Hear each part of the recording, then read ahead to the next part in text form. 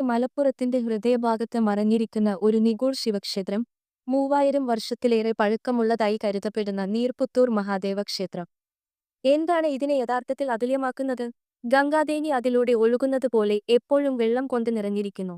ഇവിടുത്തെ ശിവലിംഗം ശക്തമായ ആത്മീയ ഊർജ്ജം പ്രസരിപ്പിക്കുന്ന സ്വയംഭൂ ആണെന്ന് പറയപ്പെടുന്നു. അകത്ത് ശ്രീകോവിൽ വർഷം മുഴുവനും വെള്ളത്തിൽ മുങ്ങിക്കിടക്കുന്നതിനാൽ ഭക്തർക്ക് ഒരു പ്രത്യേക വേദിയിൽ നിന്ന് മാത്രമേ പ്രാർത്ഥന നടത്താൻ കഴിയൂ. ശിവരാത്രി പോലുള്ള രാത്രികളിൽ ക്ഷേത്രം വിളക്കുകൾ കൊണ്ട് തിളങ്ങുന്നു, മന്ത്രങ്ങൾ മൂടിൽമഞ്ഞിൽ പ്രതിധ്വനിക്കുന്നു, വെള്ളം മഹാദേവന്റെ ദിവ്യപ്രകാശത്തെ പ്രതിഫലിപ്പിക്കുന്നു. ഇത് വെറുമൊരു ക്ഷേത്രമല്ല, വെള്ളത്തിലൂടെയും നിശബ്ദതയിലൂടെയും ദിവ്യത്വത്തിന്റെ ഹൃദയത്തിലേക്കുള്ള ഒരു പുണ്യയാത്രയാണിത്. ഈ ക്ഷേത്രത്തെക്കുറിച്ച് നിങ്ങൾ മുമ്പ് കേട്ടിട്ടുണ്ടോ? ഭാവിയിൽ ഇത് സന്ദർശിക്കാൻ നിങ്ങൾ ആഗ്രഹിക്കുന്നുണ്ടോ?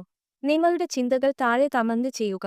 ഇത് നിങ്ങളുടെ ആത്മാവിനെ സ്പർശിച്ചെങ്കിൽ ലൈക്ക് ചെയ്യാനും സബ്സ്ക്രൈബ് ചെയ്യാനും ഞങ്ങളുടെ ഡിവൈൻ ക്രോണിക്കിൾസ് പ്ലേലിസ്റ്റ് പര്യവേക്ഷണം ചെയ്യാനും മറക്കരുത്.